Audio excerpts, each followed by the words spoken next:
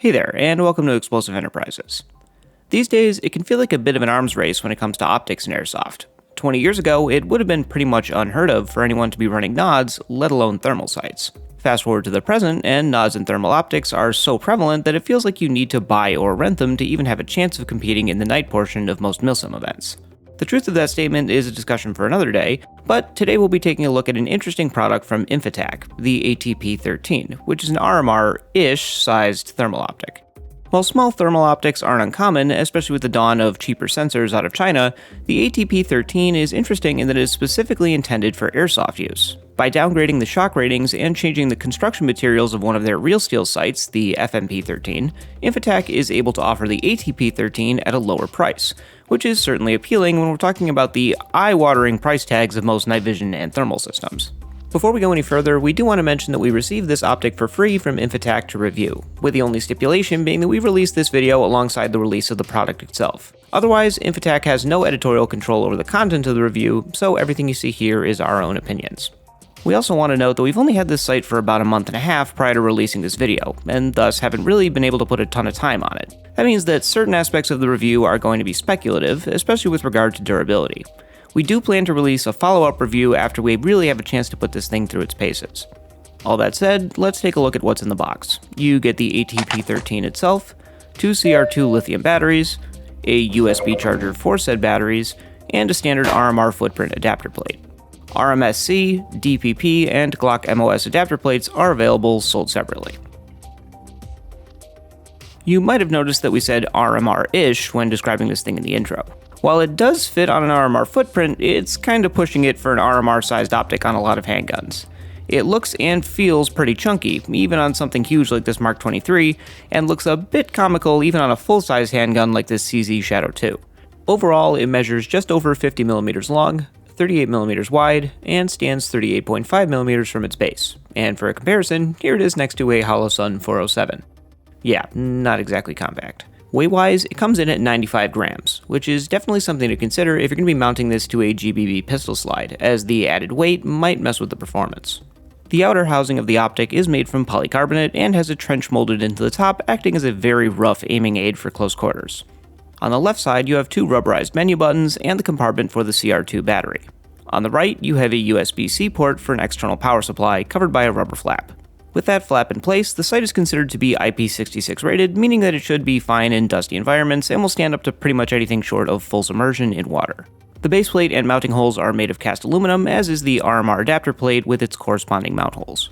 It has to be said, while we haven't had any issues with it thus far on the field, the overall durability here seems a little concerning. Both the screen and the lens would be vulnerable to BB impacts, and while the body can stand up to those, serious impacts like falls onto concrete while mounted to a gun, or bashing it into something while taking cover are definitely a concern. Unfortunately, when it comes to thermal optics, traditional lens protectors don't work since they don't transmit thermal radiation very well. Companies like Cold Harbor Supply make honeycomb titanium lens protectors for more mainstream thermal optics, but unfortunately don't offer anything specifically for Infitac products. Cold Harbor sadly doesn't offer the metal insert separately, but if you happen to own their DRS-TH protector, we did make a 3D printed cap that allows you to mount its protector to the ATP-13. Link in the description to our Thingiverse. Moving on to the electronics, the display is a 360 by 300 pixel capacitive touchscreen, which is receiving data from a 256 by 192 pixel thermal sensor, with a field of view of 13.5 by 10.1 degrees.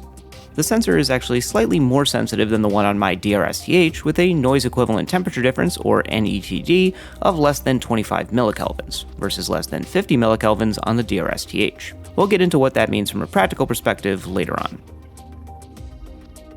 Installing the ATP-13 is pretty straightforward, but a bit different from most RMRs due to the fact that these screws obviously can't go in from the top.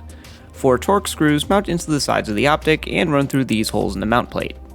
To avoid damaging the optic, Infitac recommends no more than 20 inch-pounds of torque on these screws, and to prevent them from backing out, that you use Loctite 242, aka Blue Loctite, on each. For a brief moment while I was recording, I think one of my teammates may have taken over the use of our collective brain cell, and I had the bright idea to take a torque driver to one of these screws. I set it to 20 inch-pounds, and discovered that these are made of the cheapest Chinesium in the land, failing at approximately 11 inch-pounds, and shearing in such a way that it took about 20 minutes of expletive-laden work to extract. Don't try that at home. The CR2 batteries are inserted positive end first, and the compartment seal has a nice folding handle that allows for toolless operation. It appears this handle is just secured by friction, unfortunately, so we'll keep an eye on that for long-term durability as it gets used. Weirdly, the USB-C port on the side of the optic isn't a charging port, but is actually a port for an external power supply, if you wanted to use one. The sight will automatically and preferentially switch to the external supply, and will automatically switch back to the internal battery when the external is depleted. Seems like a bit of overkill since the batteries are pretty quick to swap, but it might be nice for longer events since each battery only lasts 5 hours in optimal conditions. With your batteries all sorted out, the sight is powered on by pressing and holding on the top button for 5 seconds, which will take you through a quick boot up sequence and a self-calibration. Quickly pressing the top button puts the optic into sleep mode, and it uses a fairly insensitive shake-awake to turn back on.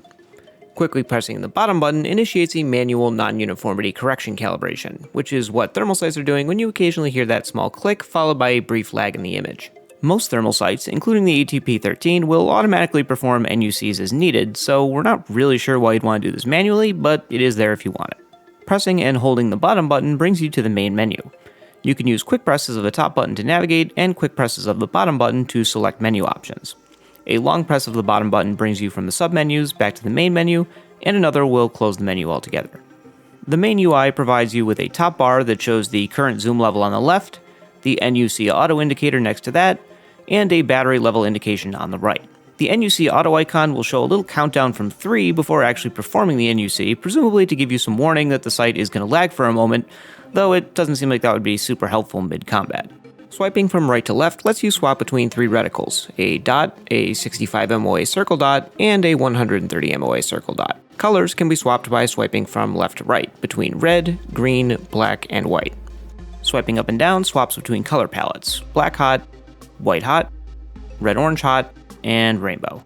Tapping on the center of the screen changes the zoom level from 0.5 to 1 and back. You can also use the touchscreen instead of the buttons to navigate the main menu, in the manner you'd expect if you've ever used a touchscreen device. The one menu setting we did want to go into was the zeroing menu. Since you're just looking at a screen as opposed to through an optical lens, the position of the reticle is completely arbitrary, and you can sight the gun in by moving the reticle around X and Y coordinates, with each pixel moved equaling 2 MOA. This makes adjustments a snap and is quite a bit easier than messing around with turrets, in my opinion. Coming from a DRS-TH, I have to say that I personally don't really like using this as an actual sight. Something feels really off to me about using a digital reticle, probably something to do with the fact that you can always see it, even if the gun isn't correctly lined up. I'm more used to traditional red dots where you know you're getting on target when the reticle appears in the sight box. The DRS-TH being a pass-through optic really gives you the best of both worlds there. Now, if you were able to get used to aiming via a screen, it can actually be an advantage since you technically don't even need to be looking down the bore of the gun to get an actual sight picture, a bit like a corner shot camera.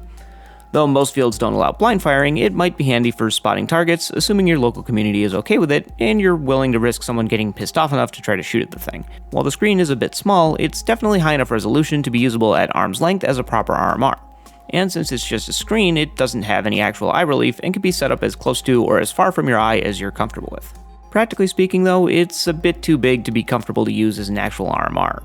Compared to most traditional RMRs, it is absolutely colossal and sticks up quite far, as well as being wider than most pistol slides. If you're using your pistol as a primary, this might be tolerable, but the idea of having this expensive, plastic-bodied, fancy bit of electronics just flopping around in a holster waiting to get crunched against a piece of cover, dunked in the mud, or smashed into the ground would drive me nuts. Where this sight does shine, in my opinion, is as a 45-degree mounted spotting optic. It's actually less obtrusive than a lot of red dot magnifiers and is extremely useful for doing what thermals do best, picking up difficult-to-see targets through smoke, light cover, camouflage netting, or, depending on the environment, if they're just exposing a tiny portion of themselves. It's great being able to identify targets with the ATP-13 and then swap over to a different optic for actually engaging, while retaining the option to use the ATP-13 for aiming in a pinch in low-light environments. The DRS-TH is also great for this, but you're restricted to using a red dot. The ATP-13 allows you to use any optic as your aiming optic at the cost of a little extra bulk. Circling back to something we mentioned before, the NETD, or noise equivalent temperature difference, is pretty low on this optic, about half of what the DRS-TH can provide. NETD is basically a measure of the smallest difference in temperature that the sensor can actually pick up. Thermals are kind of weird because if you have two objects that are the same temperature and have the same thermal reflectivity, they're going to be almost impossible to differentiate from each other, like this coaster from the table it's sitting on, which is basically invisible to the thermals. Conversely, things that aren't reflective to our eyes are reflective to thermal radiation, like this brushed steel fridge door which acts like a mirror in the thermal sight. It's really wild playing around with one of these things and realizing how different objects reflect radiation in different ways.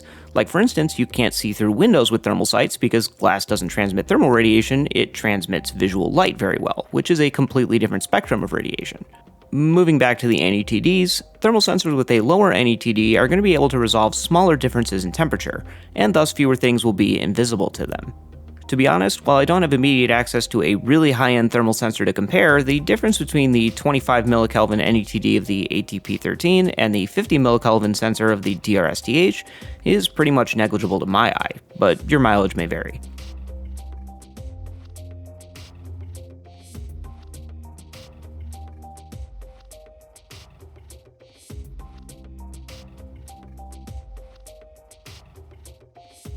In terms of controls, the ATP-13 is fine for the most part, but it seems really stupid to have a touchscreen on this kind of optic. Moisture is going to make it really difficult to use, and you can't use it at all with gloves on, though the options that you change via the touchscreen are generally ones that you aren't going to mess with on the field, so I guess that's not as big of a deal. Just a quick note on thermals overall before we move on to our conclusions. I found the ATP-13 and DRSTH to be perfectly usable in the daytime, even during the summer months, though granted I usually play in forested areas, and it doesn't get blazingly hot here in upstate New York. In my opinion, the ability to make good use of thermals at daytime events of all sizes, from a pickup scrim to a weekend-long milsim event, makes them a pretty compelling choice if you really had to choose between nods and thermals for a weapon optic. I say weapon optic because head-mounted thermals are significantly more expensive and are generally not useful for navigation, which is pretty critical for night play. So if you're going to be using them for that, nods might be a better call. Honestly, thermals are also just really fucking cool to use. It feels like magic every time I use them to identify targets that I can't see with my own eyes, and I've been using them pretty frequently for about 2 years at this point. It genuinely does not get old. Obviously, you should try before you buy if possible, but I would seriously consider thermal sights for the fun factor alone. Wrapping things up as usual, let's take a look at some of the overall pros and cons of the ATP-13. Starting off with the pros, it is very reasonably priced for a thermal optic. While we generally try to avoid mentioning price in our conclusions, reducing the cost of this optic is kind of the reason it exists, so it'd be a bit weird not to bring that up. For a thermal optic, it is very compact and low profile, without sacrificing too much in terms of battery capacity, making it very usable as a secondary sight or spotting optic. The screen has perfectly sufficient resolution, as does the sensor, especially given the predicted price point. As for downsides, using it as a standalone sight with a digital reticle is kind of awkward and could definitely take some getting used to. Touchscreen controls are not a great solution for a sight, full stop.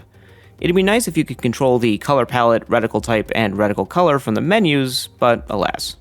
Finally, there's the concern about durability. Infitac describes it as being hardened similarly to a cell phone in that it can generally survive being banged around, but serious abuse like a drop from height would be a problem. As we mentioned, this thing is remarkably cheap and can be found for less than a third of the price of a DRSTH, while definitely at least being comparable in terms of its thermal sensor. There may be some exceptions for handheld thermal scopes, but it seems like this might be close to, if not the cheapest thermal sight on the market currently. If you're willing to give up the ability to mount it to a real firearm, and you can deal with a screen-based sight as opposed to an actual optical sight, the ATP-13 might well be something worth considering. That's all we've got on this thing for now. As we said, we do plan to get a bit more time on this site, and we'll either put together a full follow-up video, or at the very least, a follow-up blog post on our Patreon page. Speaking of, if you're interested in supporting us further, please check out our merch store, or, as we said, our Patreon page. Links to both in the description text below. And as always, thanks for watching.